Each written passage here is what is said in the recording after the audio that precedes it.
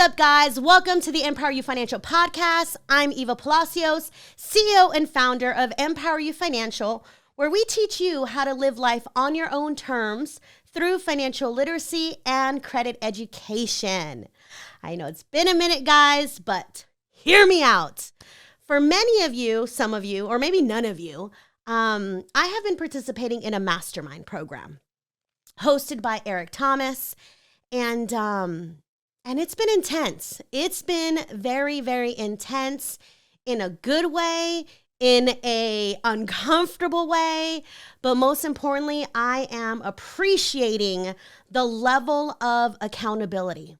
And with that being said, for all of you superstars out there that can balance a billion things all at once, shout out to you guys.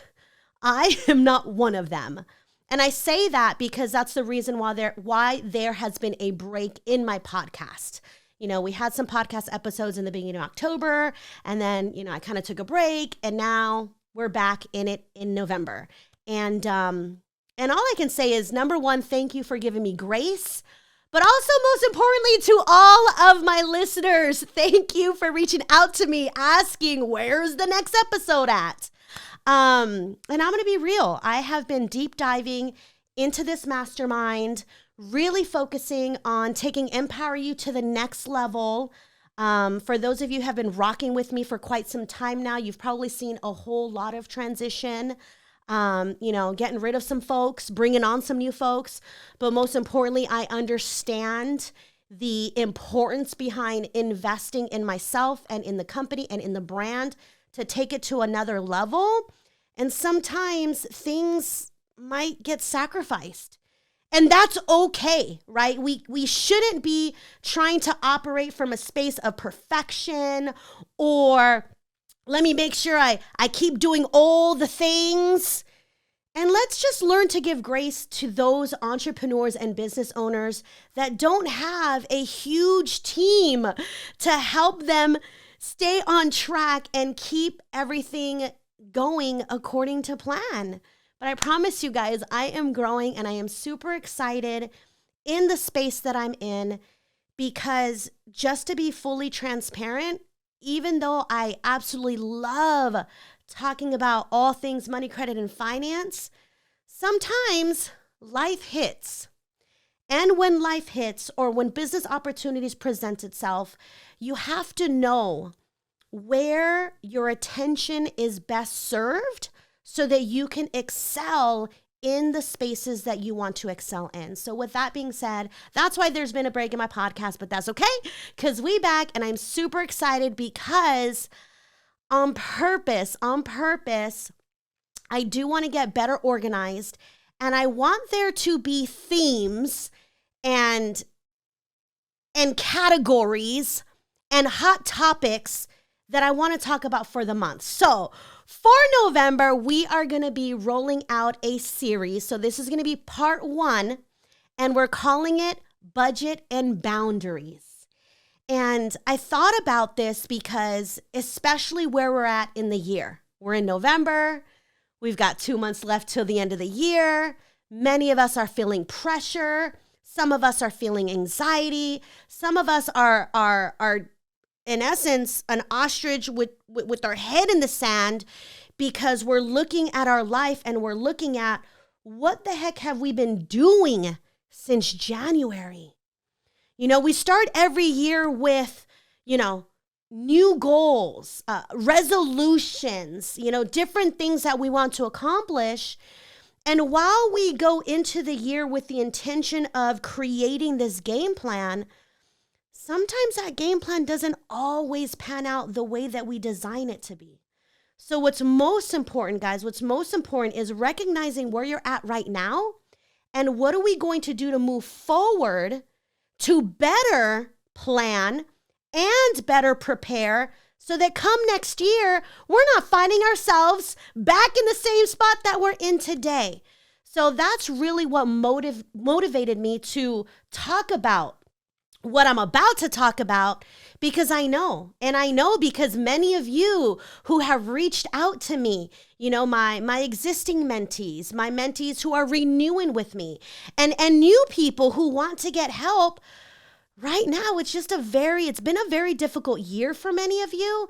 And right now, especially getting into the holiday season and the end of the year, the pressure's on. So with that being said, that's why I thought about, you know what? Let's talk about in my opinion, two most important things that if you master these things, you can better plan and better prepare for a brighter financial future. So let's go ahead and talk about it. Budgets and boundaries.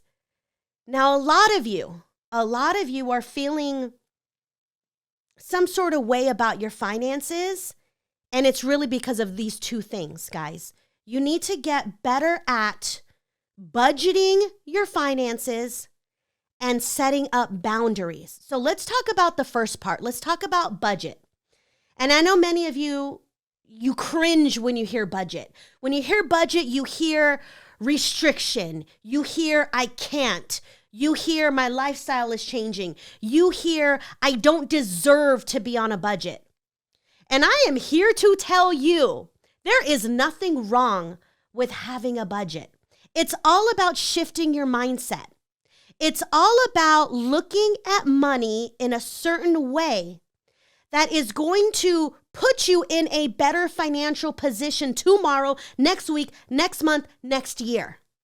So I want you to get rid of all the ugly vibes and all of the ugly energy when you hear the word budget and embrace it as a word of empowerment. And I say that because budgeting can be very sexy. Now, I don't know about you. For those of you who be following me on social media, sometimes you'll see me, post a selfie with my messy desk with all these bills, all these finances, all these worksheets. And I talk about, and I hashtag Friday Night Finances. Like, how often are you looking at your finances? Because if you're only looking at your finances once a month, guys, I'm going to tell you that is not good enough. Once a month is not good enough to pay your bills. Yes, bills are generally due once a month, but why? Why are we only looking at our finances once a month? At the very least, we should be looking at them every single week. Generally, there's 4, sometimes 5 weeks in a month. If we go a whole 4 weeks without looking at our finances, come the end of the month or the beginning of the next month, you're most likely going to be in sticker shock, realizing how much money you've spent on certain things. And then not only realizing how much you've spent, but then freaking out that, oh my goodness, I've overspent. Why are we overspending on things? Why are we overspending on things to put ourselves in an ugly situation? Instead, we should be planning to spend our money differently. So yeah, I don't really like the word budget. Instead, I like to call it spending plans. Let's create a plan to spend our money better, guys. Let's get real. Let's get real with our finances and understand, yes, not just what's coming in, but what is going out. And what's most important is to understand that right now where we're at in the economy, it sucks. And for those of you who are probably going to watch this on a replay later on or listen to this on a replay, we are talking November of 2023, where based on statistics from last year to this year, consumer debt is at its all-time high. We are talking $17 trillion. We are talking your average household is $32,000 in consumer debt. We're talking credit cards and personal loans, not mortgages, nothing like that. Your average household, over 30 grand in debt. Individually, your average person is about 8,500 in debt. And all of these statistics were issued from Experian.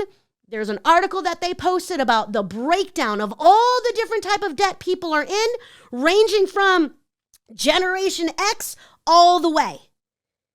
And guys, it doesn't look pretty. It does not look pretty. So then we got to ask ourselves, why are people relying on credit cards so much right now compared to where they were last year and compared to where we were a few years ago during COVID?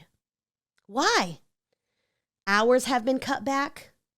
Jobs have been laying off. The food prices are higher. Gas prices are higher. Mortgage interest rates are higher. Auto loan interest rates are higher. And because it costs more, people are not financially prepared for that type of increase. And guys, if you're not financially prepared or you're not even aware that this is happening, if you don't get hold of your finances right now, you are going to hit a brick wall. You are going to have a financial future that does not look pretty. And eventually, you are going to hit a roadblock. Eventually, you're going to max out on those credit cards.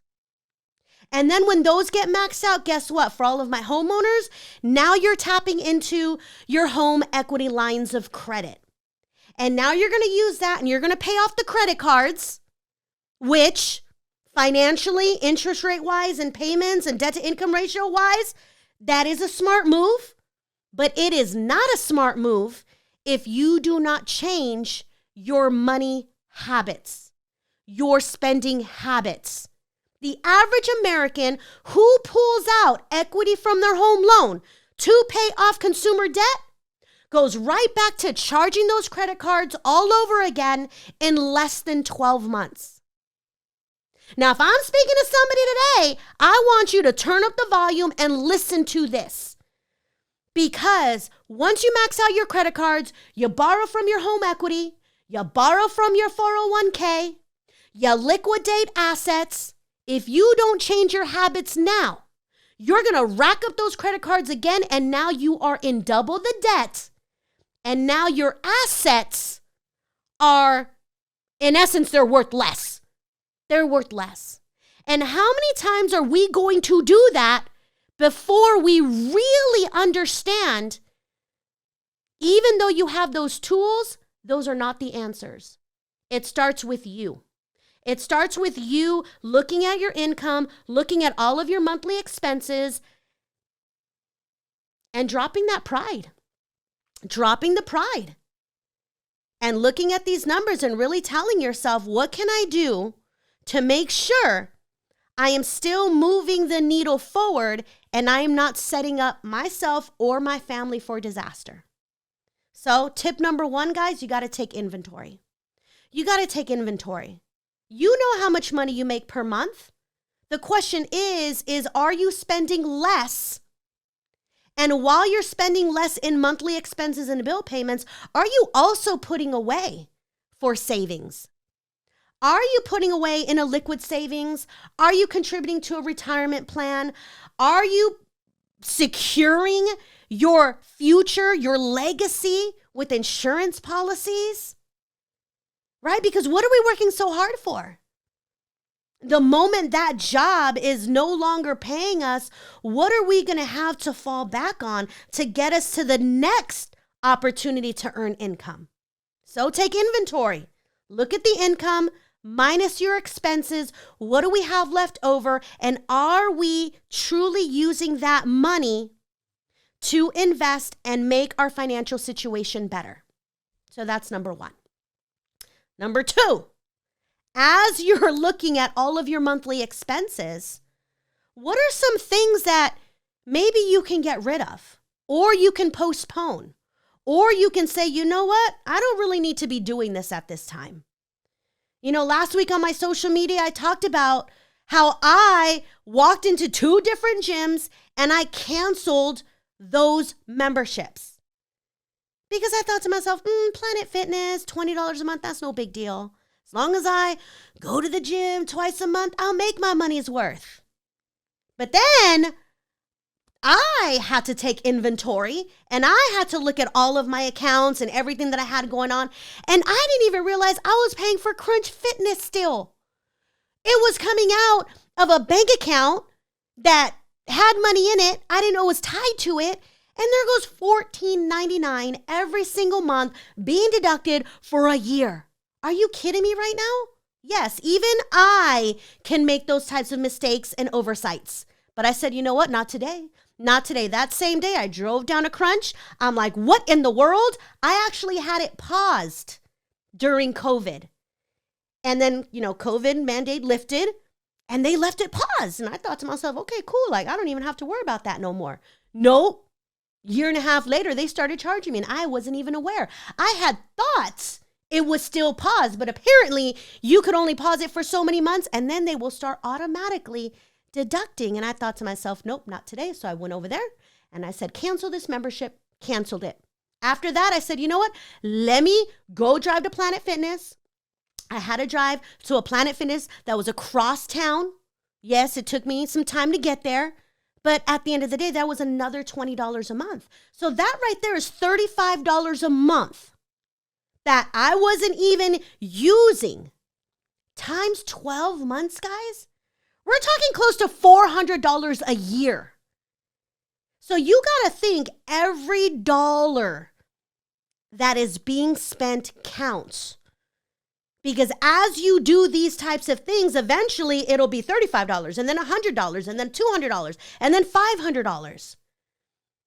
So number 2, guys, look to see where you're spending money and what can you do to cancel those subscriptions. Pause. I won't even say pause. Don't be like me and pause and then forget and then they start charging you again. Cancel it, guys. If you have not utilized a membership in more than 3 months, cancel it. You can always go back later and subscribe. You can always go back later and sign up to waive the upfront membership fee because they're always doing promotions. So don't feel that just because you cancel, you can't ever get it back. But financially, if this is a time where we should be buckling down, which I think everybody should be buckling down right now, then let's go ahead and make those phone calls. So gym memberships, how many TV type subscriptions do you have? Do we really need them all? Do we really need Netflix, Hulu, Disney Plus? I don't even know what the other ones are because I don't even pay for those types of subscriptions. Do we really need them all? And how much TV are we watching? Right? I know Netflix is kind of cracked down with, sharing the usernames and passwords and stuff like that. I'm glad my son has us hooked up. Shout out to Desmond for whoever the friend is that's hooking us up on the Netflix situation. But I cut the cable TV more than a year ago. I'm not having it. No, there's other ways. You can YouTube, you can stream, you can do all kinds of other stuff that you can pay less than the price for cable TV. And then you get into the cable TV. What are you paying for? You paying for the Showtime, the HBO. I don't even know what the channels are. But really evaluate where your money is going. And can we temporarily pause? Or can we completely cancel and revisit later when the financial situation has improved? Right? So little things like that. Let's talk about our situation, right? The way that I view money in our household is I look to see what is a necessity. What is something we need in order to survive? And if it's not a need in order to survive, then it becomes a luxury.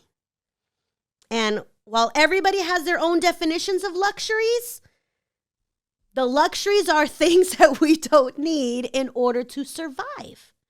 But at the same time, it's also something that you should really ask yourself and research to see if it's practical. So here's a perfect example. I thought to myself, this monthly pool maintenance, it used to be $80 a month. Now it's gone up to $140 a month. And I thought to myself, this is insane. $140 a month to service my pool, to keep it nice and clean. I'm sure there is a less expensive way. So I did my research. With, how much will it cost if we bought our own supplies? And then let's teach the boys how they should maintain it and keep it clean and all of that good stuff. And long story short, with inflation, the pool supplies outweighed how much it costs to maintain by paying for the monthly service and the peace of mind, right? The peace of mind, making sure every single week, the filters are clean, everything is maintained, and it's beautiful. So I waited out time, energy, paying for supplies, doing it ourselves versus how much it costs monthly. And the monthly actually was cheaper than if I paid for the supplies and did it myself. So I said, okay, you know what? We're going to keep that. So that's how I want you to think about money, guys. Like, let's really justify who we're paying, how much. Is there a less expensive way to do so? And if so, what does that look like? Or is it cheaper to keep it? So that's one example. We're keeping the pool service. Anyways, there's things that are needed, right? The lights, the garbage, the water, your basic household utilities. But just because you're paying for a service that you need doesn't necessarily mean it has to be that price, right? Are we calling our utility services and asking for discounts? Are we making sure that everybody in the household is energy efficient? Are we turning off the lights every time we leave the room? Are we unplugging things when we leave on vacations? Are we making sure that we're really conserving energy and just really being mindful at the cost to have these lights on? Right? In the summertime, we may use our air conditioning unit. Does your energy provider offer a cheaper price by off-peak times and on-peak times? When you're using your high energy type appliances, your air conditioner, your heater, your washer, your dryer, things like that we don't even think about, right? But these are the things I think about because I'm like, every dollar counts. And while some people may be like, Eva, you crazy. Like, really? You only do laundry at nighttime? Or you only, turn on the air at this time? For those of you who've been watching me on my social media, the temperature inside this house is 78 in the summertime. I mean, it has to hit a certain degree of heat in order for me to turn on the AC because I know it's going to cost some. Now, while others can easily be, no, my comfort level is worth way more than what I pay in my utility bill. That is fabulous. That's how you choose to spend and invest your money. That's totally great. And if that is the case, then are there other things that we can cut back on so that we're not spending all this money on all kinds of other extra things, right? It has to make sense. But at the end of the day, make some phone calls. That'll be tip number 3. Make some phone calls. Call all of your bills, all of your energy providers, your subscriptions, all of those things, and ask them, are there any discounts you can qualify for? Are there any special promotions you can qualify for? I know with Xfinity, they have their retention department where if you've been a customer for several years and you're basically saying, I can no longer afford your services, like, what are you going to do to keep me as a loyal customer? Can I speak to your retention department? Go ahead and ask for help, guys. Ask for help because these companies, they don't want to lose customers. I mean, of course, they still want to make money, but they would much rather keep you as a paying customer because you've always been paying and give you a discount. So guys, do not hesitate to ask for help. And lastly, if you notice or if you are seeing a trend to where you're not able to make more than your minimum payments on your credit cards, you're not able to pay down that debt as fast as you charge that card, then you really need to ask for help. And most importantly, guys, you need to set up boundaries.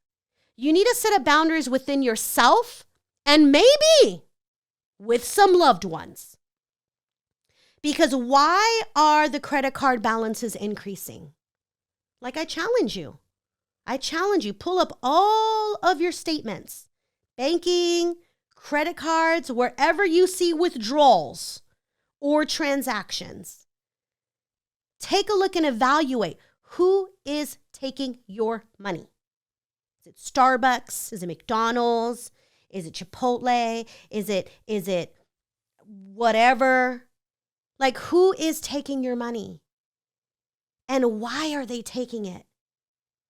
Is it because you're so used to a certain lifestyle that you can't go back to where you came from? You can't go back to living a certain way. So instead, you are increasing your debt load to keep up with the Joneses?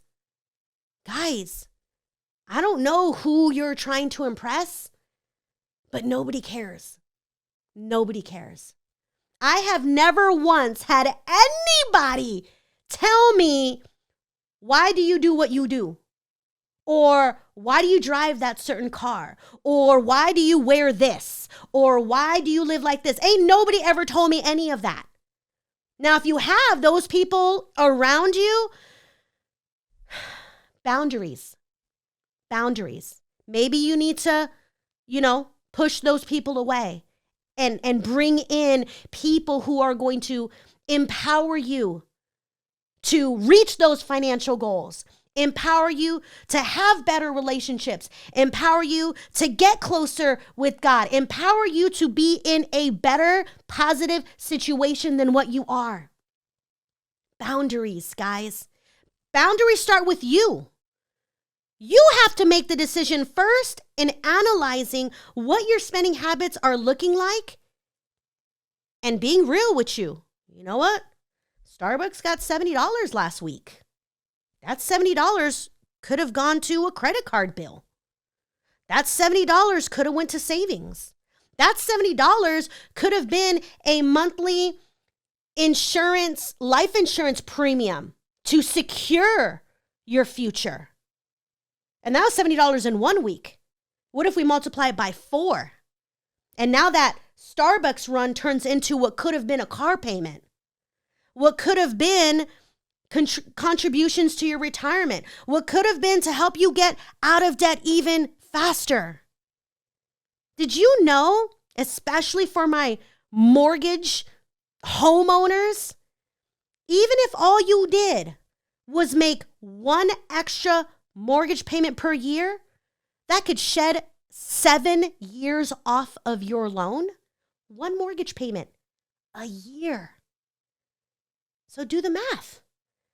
How much is it costing you to eat out? How much is it costing you to spend money on things that aren't important? And save it to tackle that debt and pay off that credit card faster.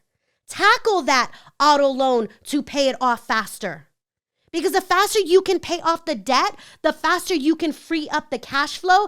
And now what would have been your car payment is now more of a payment to apply towards another debt. And therefore put you in a better financial picture. So it starts with you. You got to set the boundaries within yourself and analyze how you're spending money and start making some drastic changes. And then comes the boundaries amongst friends and family. If you have made a commitment to yourself and your family to pay off debt, increase savings, take a family vacation, contribute to retirement, buy the better car because your current car is on its last limb, if you've made a commitment to things like that, you should be able to easily tell friends and family, sorry guys, I can't go out with you next weekend. Sorry guys, my financial goals aren't in alignment with spending money going to the club, spending money eating out, spending money to go to a football game. Heck, let's be real. Holidays are right around the corner. Spending money on gifts to make somebody else smile and happy when inside we are suffering in silence. And that's really the ultimate point I want to make to you guys.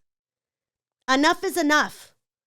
It's time to no longer suffer in silence.